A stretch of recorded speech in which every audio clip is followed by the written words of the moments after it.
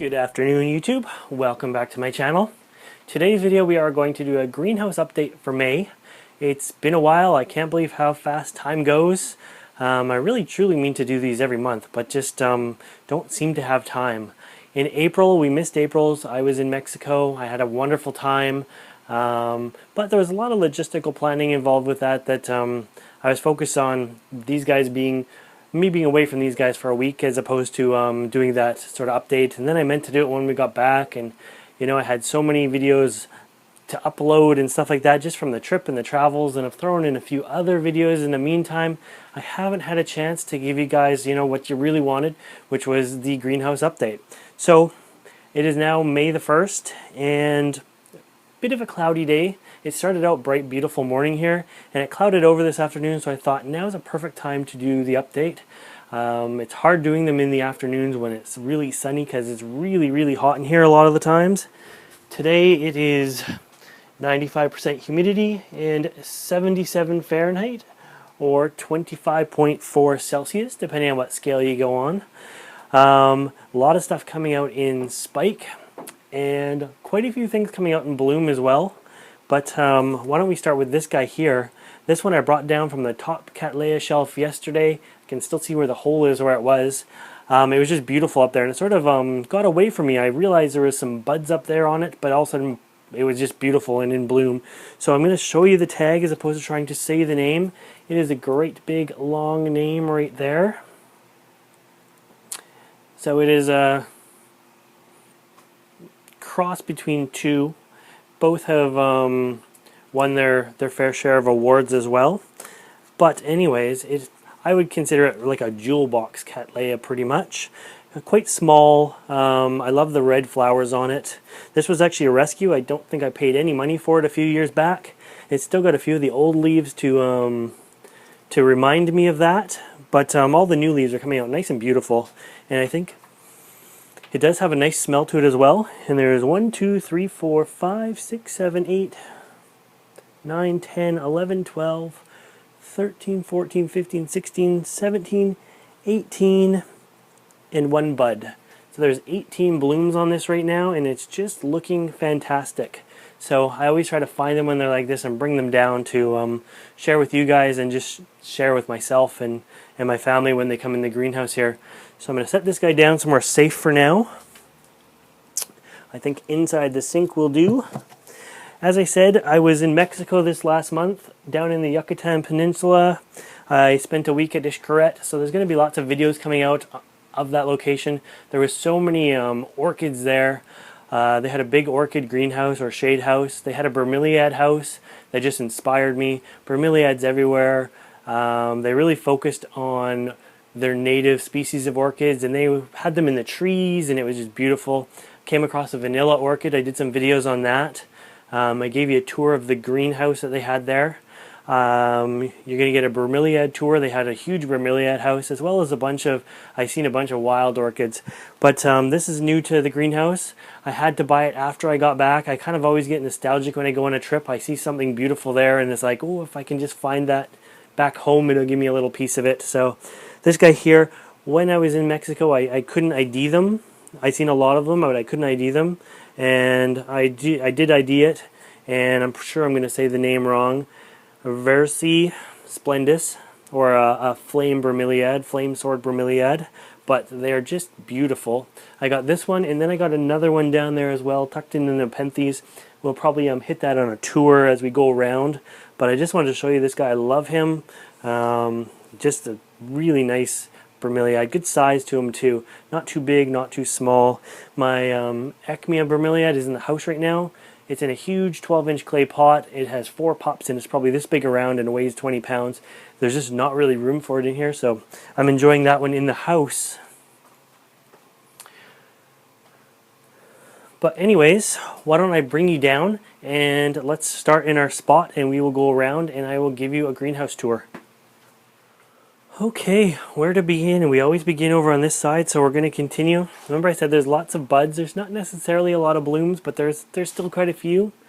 My cockleshell orchid is still in bloom. Always seems to be in bloom, but we might be coming up on the end of it. I don't see any new spikes. I love these guys. purple with the sort of greeny yellow legs. They look like octopus to me. They always remind me of octopus. My Frag Andine Fire has been sequentially blooming for a long time, and it's still got at least a couple more to go. It's definitely gone through quite a few. The plant is down there, and I think there'll be at least one more. What do we got here? There's a spike for, I think that's a Brasidium orchid. This was a Sherry baby, but it is the last gone. There's nothing left on it there. What else? The pineapple is down on the ground there. Palm trees are down there as well. My epidendrum there is looking really nice. Ignore that yellow leaf there. That's looking really, really nice. He's actually sitting on the floor, way down there. But beautiful. I'm going to have to repot him this year. It is definitely time. There's another Brasidium spike. And this is an Oncidium Sweet Honey, I think it's called. Beautiful sort of brown and yellow Oncidium. It smells really nice. What else do we got? I've done so much transplanting too, I hardly recognize my own plants. A couple Culminaria spikes coming out. Cephalotus are doing really nice. I have 2 spikes on that one plant there. So, really happy with how they're performing. For water-wise, I always let the tray dry out, and then I just put like a few millimeters of water in there, and they suck it up, and then I let the tray dry out again. We have a slipper orchid down here in bloom. I don't know what happened to this guy. He did a spiral instead of coming straight up. So he looks like that. I swear I didn't change the light direction or anything. He just kind of did that. Really weird. Don't know. Bunch more Oncidiums in spike. There's one there again. Here's a spike here, going up somewhere. Another spike there. I think these are all from the same plant. There's another spike there. Culminaria out in bloom. Nice, beautiful. I love these guys. They perform well for me all the time. This is a beautiful white Phalaenopsis here.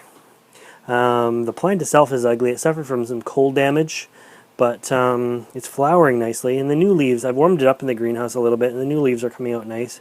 But the way the flowers are just so perfect and symmetrical in that, it just looks great. I'll back up a little bit for that guy. He just looks awesome as he is. Going up really high again. Sorry about the backlighting. The sun's kind of peeking through the clouds. That is my Brassavola nodosa. Doing well. He's been in flower for months now. Recently was repotted. I added a little bit more moss to the mix because his roots just weren't forming nicely. I seen a wild Brassavola nodosa in Mexico. I did a little 1-minute video on him. It was high in the tree, and yeah, he was just beautiful. Out in flower. Dendrobium Jenkinii. I see a Dendrobium Phalaenopsis spike. Gorgonia spike. Here's my little succulents. They haven't done much, but I haven't done much to them, so it balances out, I guess. What else do we got here? More Cephalotus. Another big old white fowl there.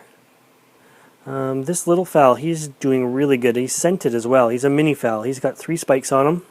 He suffered some severe cold damage, but his new growth is coming out nicely. As I say, I warmed it up in here a little bit, so hopefully the problem doesn't continue. Yeah, greenhouse just got a little bit too cold, and it didn't even happen this winter. It happened a while back. But anyways, let me see if I can grab a stool, and let's go have a look up top, because I see more spikes. Alright, better view of the Brassavola. What else do we got up here? I'm only looking for spikes there. There's some spent spikes. An epidendrum is in spike up there. Oh, I'm going to take you over to this guy here. Here's his tag. And there is his spike. That's a first time bloomer for me, so that's pretty cool. I'm just climbing back down the ladder now. The joys of having shelving over your head. You almost forget what's up there. I see some more Cattleya sheaths with some buds forming in them. There's actually some that are broken out of the sheath. You can see 4 buds back there. So that's going to be nice. What else is going on? I opened up the lowland chamber for just a quick look in there. Things are doing very well in here. I'm loving my bical. He's just awesome. That's his biggest picture yet. Clypeata is doing really nice as well.